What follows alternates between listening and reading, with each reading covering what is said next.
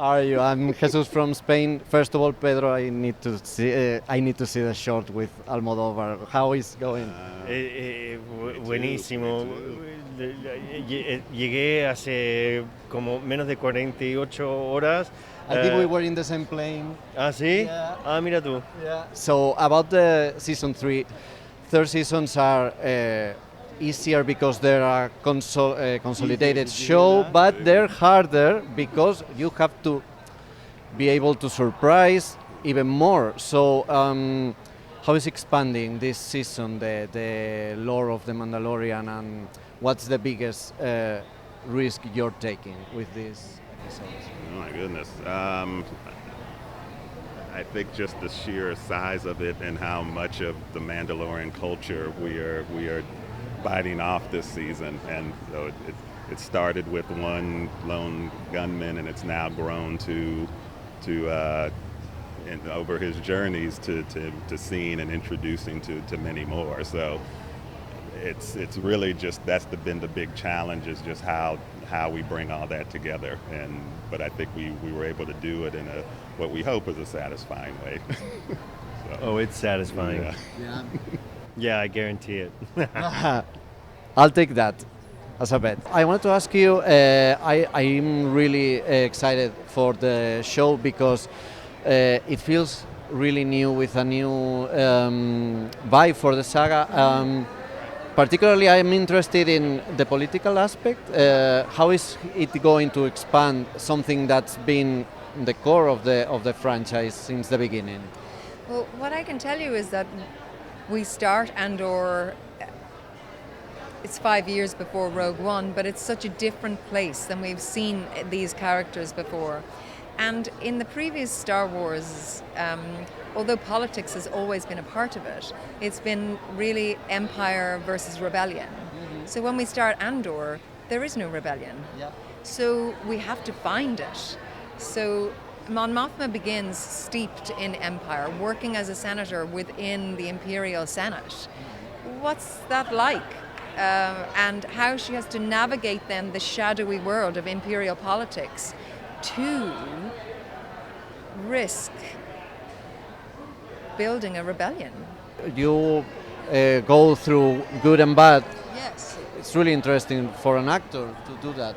Very much so, because our human condition is of course grey. We are not just one thing all the time. We are reaching and shifting and changing, and we might meet someone and that shifts something in us. So I think the grey area as an actor is where you want to explore, because you want to find the human within the character.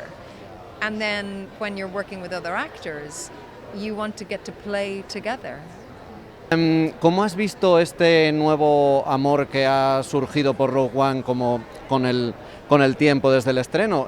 ¿Crees que fue duro tener que ser quizás la primera película que decidió expandir la saga más allá de las películas principales? Al revés, yo creo que la película logró conectar con un público que agradeció muchísimo que Star Wars se diera la oportunidad de ser eso, de ser un poco más oscuro, de hacerle un homenaje a la génesis de Star Wars, a esas primeras películas, a un público más maduro. Hoy cuando hablas del público de Star Wars va desde mi papá, ¿no? Desde la generación de mi padre hasta la de mi hijo.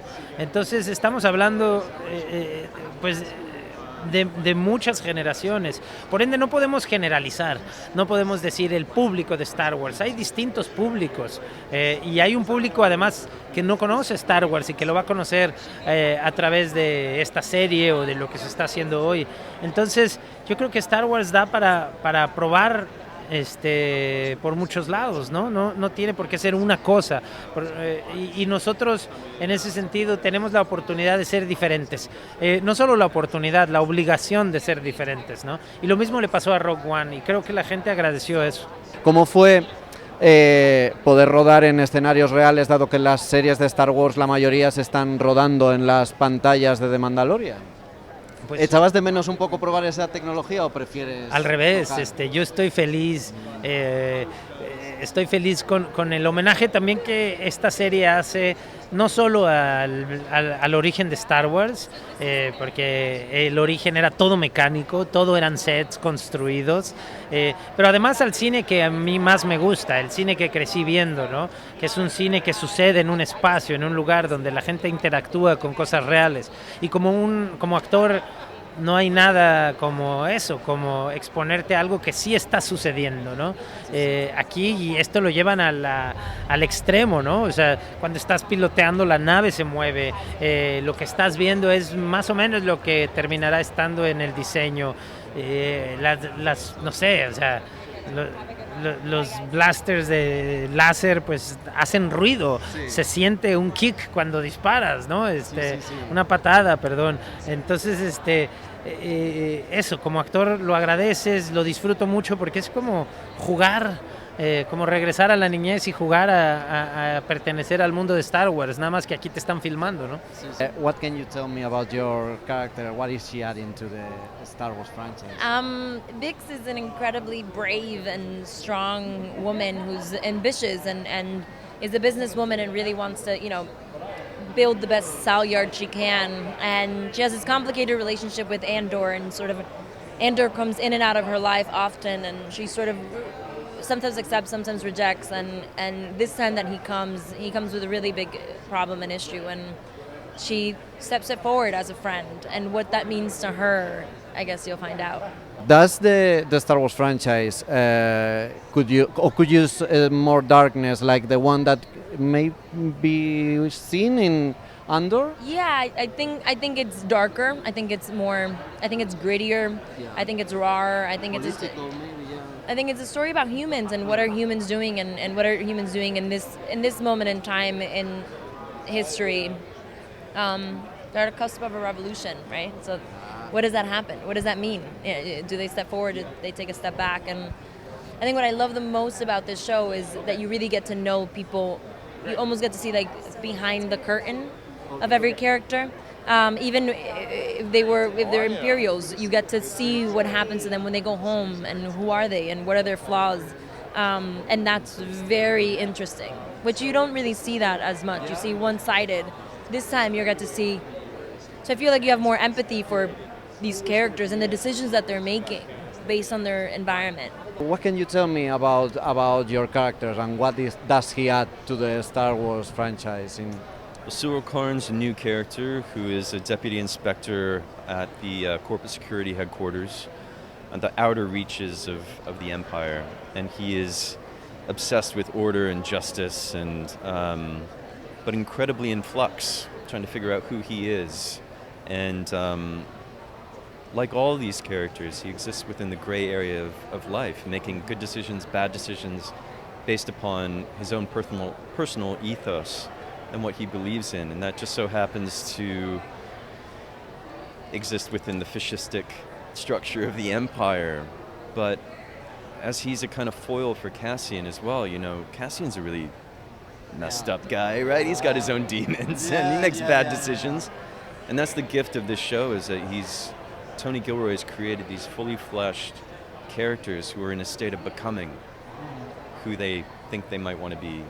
And Cyril is really, it's wonderful because Tony said, I don't know where he's going to end up. He could go here, could go here. Mm-hmm. And that was, I think, a smart way of telling me, like, just not know. You don't really get to do that very often with a character. They sort of kind of one thing or another. But being in that nebulous territory and exploring his pain and his history, which kind of gets revealed later on, it's been amazing. If you could go meet any other character of the Star Wars franchise, who would you be? Wow. I want to meet Han Solo. Oh, yeah. Everybody does. The hair, right? I mean, come on. Harrison was there, so yeah. No, I saw.